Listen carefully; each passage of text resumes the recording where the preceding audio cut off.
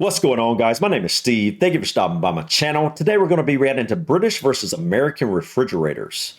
I honestly didn't realize there would be any differences between a British and American refrigerator. Out of all the differences between British households and American households, the refrigerator is one of those things that I would have never guessed would have been different at all.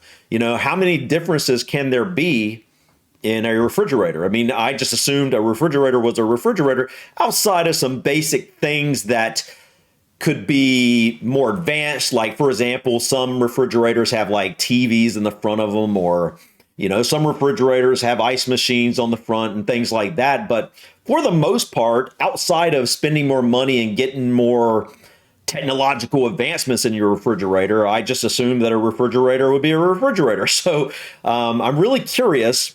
What are the differences between a British and American refrigerator? So let's just go ahead and dive in and check this out. Hello, I'm Lawrence, and I'm on a quest to uncover all of the memos that Britain and America lost in the pond, and one of those memos pertains to kitchen appliances. And you may remember 47 years ago, in the winter of last year, I did a video titled 5 Ways That British and American Kitchens Are Very Different. Yeah, I don't remember if it was this video or another, but I learned that pretty much every single British household has an electric kettle. And I thought that was so interesting because I've never even seen an electric kettle in person.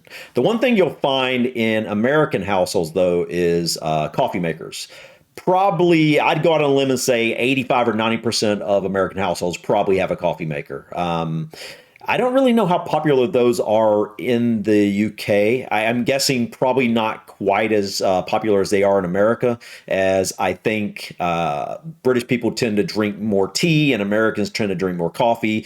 But I don't have either a coffee maker or a kettle because I don't really drink tea or coffee very often. I might consider getting an electric kettle in the future, though, because I don't think they're that much. And I guess it could kind of be convenient when I was, say, making some herbal tea or, something like that. I don't really know. But anyway, that's not what this video is about. But let's just continue.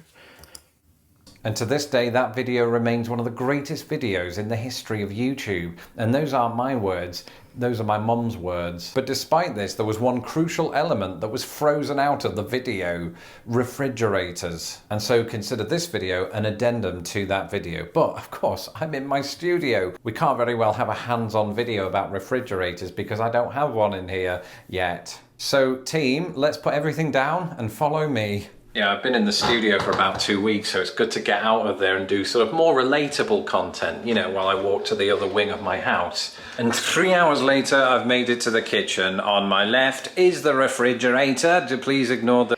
All right, looking at this refrigerator, I'm sitting here thinking, what differences could there be? It just looks like a refrigerator. And I'm like, what is different about a British refrigerator? Nothing comes to mind. Yeah, let's continue.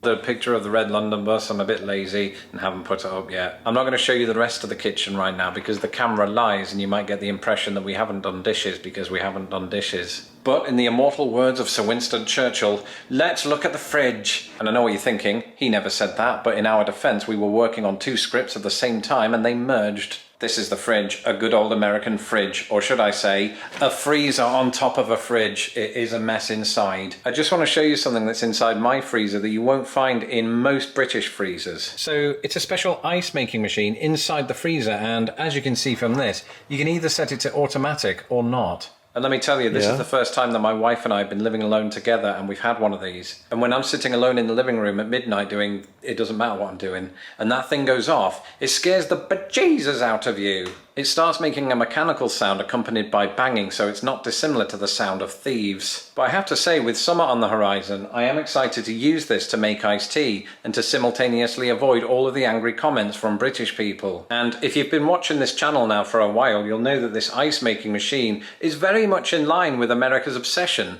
with ice cubes. Famously, Britain hasn't really embraced ice cubes like America has, even in hot summer months. So thank goodness they embraced air conditioning. But there's one other reason that America... So you guys don't have ice makers in your refrigerators? In your freezers? Wow. I don't think I've ever had a refrigerator that didn't have an ice maker. It's just something that's kind of standard. I don't know where I've heard that before, but I have heard that British people tend to not like as much ice or something like that. Like they would prefer to have less ice in a drink. And that's definitely not me. I like a lot of ice in a drink. Like if I go somewhere like I don't know to a restaurant or something, I want them to fill that cup up with ice before they put any drink in it. You know, if it doesn't have a lot of ice in it, I'm not going to enjoy that beverage very much. It's just, yeah, that's you got to have a lot of ice with a beverage. You know, if it's a soft drink, for example, if I was to go to a store like a fast food restaurant and get like a soft drink or something, I would fill my cup up with ice all the way to the top, and then I'd put some soft drink in it. And I don't know, just the ice makes the drink to me. I just like can't imagine not having a ton of ice in a drink. It wouldn't be good to me. The ice, especially if it's like a carbonated beverage, the ice somehow makes the carbonation pop, so to speak. It's really good. And yeah, but anyways, that's interesting. So most British refrigerators don't have ice makers. I mean, that would make sense if you don't really like a lot of ice, but if you do like a lot of ice, that having an ice maker is such a convenient factor that I think a lot of Americans, we just take for granted, considering we love ice, and just having an ice maker makes it a lot easier to have access to it. American freezers are more likely to be equipped with ice making machines, and it has to do with size. As is a common theme on this channel, everything is much bigger in the United States, and that includes this refrigerator. Just like the state of Alaska, it's been proven that this thing is 7 times larger than the UK. To be clear, this is just the freezer. There's a whole bigger section down below that's the main fridge. And on a side note, Everybody now knows I do my videos in my pyjama bottoms. In Britain, fridges of this height do exist, but like accurate Winston Churchill quotes, they are rare. In fact, my experience growing up, and that of many other British people, is that the fridge is so low down that it fits under the kitchen counter. Wow. I mean, this is the size fridge that you would find in your average American like college dorm or something like that, or in a hotel room or something like that. I mean, this size fridge wouldn't bother me if like I lived, like if you live in the middle of, I don't know, say London, and you can easily just kind of bike down to the store in 10 minutes, and just get food for a few days or something like that. But if you live really far out, like say you lived, I don't know, 30 or 40 miles from your grocery store, and you wanted like it would be very inconvenient to have a fridge that size if you live very far out, or if you don't really want to go grocery shopping very often. Yeah, this seems like the type of fridge I'm guessing you'd find in a kind of a smaller apartment or something like that, like a very compact apartment, something like maybe even in New York City or something. Maybe, I don't really know, but yeah, I've never had a fridge this size. This might be accompanied by a frankly tiny freezer, in which you have room for a bag of frozen chips, a box of haddock, and some chalk ices, but then what more do you need? And I know what you're thinking, ooh, Lawrence, why the disparity in size? And it's because the pandemic has been unkind to my waistline. Oops, I just remembered we're still talking about fridges. Well, there's a few reasons for this. Firstly, Americans tend to buy in bulk more than British people do. In fact, when I first moved here, I was stunned to find that people routinely brought home 25 bags of shopping in just their boot trunk. Additionally, it's worth pointing out that Americans are more likely to store things like bread in the freezer, taking up space that Brits are less likely to use in this That's manner. very true. In Britain, our fridge-freezer combinations are typically smaller because, number one, we buy in smaller quantities, though admittedly on a more frequent basis, and number two, Britain doesn't have freedom. And so at this point, let's head back to the studio so that I can discuss one final but crucial point. I don't know, just put it with the other letters from Churchill's estate. So I want to finish this video by talking to you about 2 words: deep freezers. We've all seen them. It's those freezers that you find in the vegetable section of some supermarket, where you open up the lid and the food comes up and down as opposed to in and out. I mean, it can still go in and out, but as opposed to a regular fridge which can't go up and down. Anyway, in the UK, the only time I saw one of these in addition to the supermarket was in my shared university campus kitchen. And the most enduring memory I have of that is I once put my jeans in it, and I haven't spoken to my dorm mates since. But in the US, I've noticed that deep freezers, particularly in larger family homes, do often crop up in people's kitchens in addition to the type of fridge freezer that you just saw. And I suppose it can be hard to imagine why anyone would want to freeze that much food. But not only do Americans buy in bulk more, when there's not a pandemic going on, they have housewarming parties, graduation parties, Thanksgiving, basically any excuse to have the whole family around every week. To fridges. Wow, okay. So let me see this. Where's the deep freezer at? Yeah, so deep freezers are also not really that popular in the UK. Yeah, I've got a deep freezer downstairs. We don't keep it in the kitchen. It's in the basement by the washer and dryer. But I'd say our deep freezer is probably 3/4 of this size. It's probably about to like right here, looking at this. And I can't imagine not having a deep freezer. He's right. I know in America we do tend to buy things in bulk. But even my grandparents, both sets of my grandparents and my great grandparents, pretty much, yeah, everybody pretty much has a deep freezer for the most part. Not literally everybody. There's plenty of people that don't, but deep freezers are very popular. And the reason what we use it for is like, for example, when we buy our meat from a local farm. We buy some really good grass-fed beef and just free range chickens and things like that, and we just buy 3, 4, 5 months of meat at a time instead of buying a few packs of meat here or there at the grocery store. We buy direct from the farm and buy enough to where when we need some sort of meat, we just go downstairs and we don't have to worry about it. We know it's always there. And if we start getting low, we just restock for the next few months.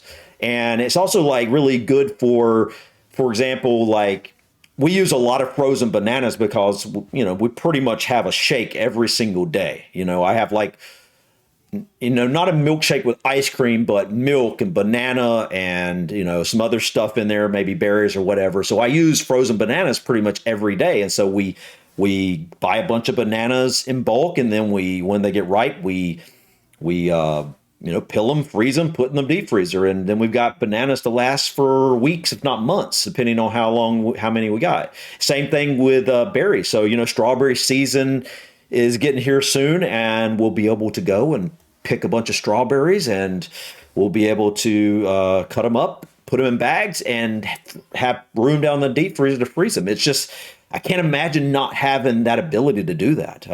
It's very convenient if you don't have a deep freezer, but you have room for one. I highly recommend it. It's really convenient, and it's going to save you money in the long run because you can buy a lot more at a time.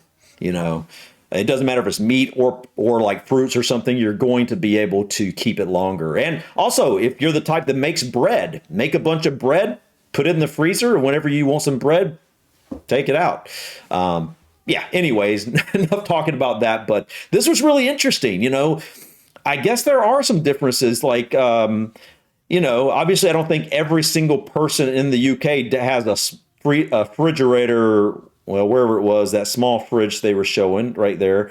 I'm sure, there are plenty of people who have regular sized fridges, but he made it sound like a lot of people actually have these really small fridges. And I can't imagine having a fridge that size if you have if you have a really big family, let's say you had 3 or 4 kids and then, a husband and wife. Man, you'd have to go to the store a lot if you had a fridge that small.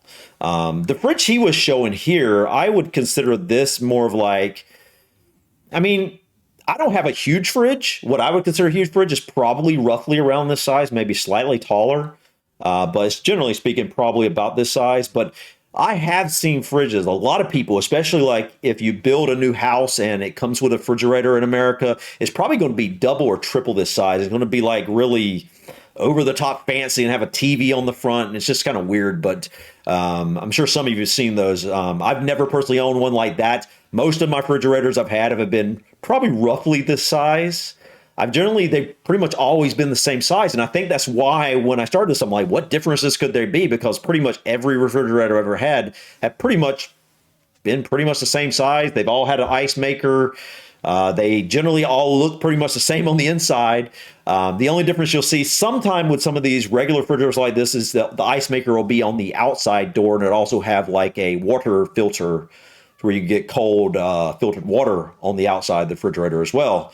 But other than that, I had no clue that, fridges might be smaller in the UK on average, didn't have ice makers, and you also don't have the deep freezers as often, it seems like. But anyways, guys, this was really interesting, and it makes me want to dive in and learn more about some of the different household differences between the US and the UK.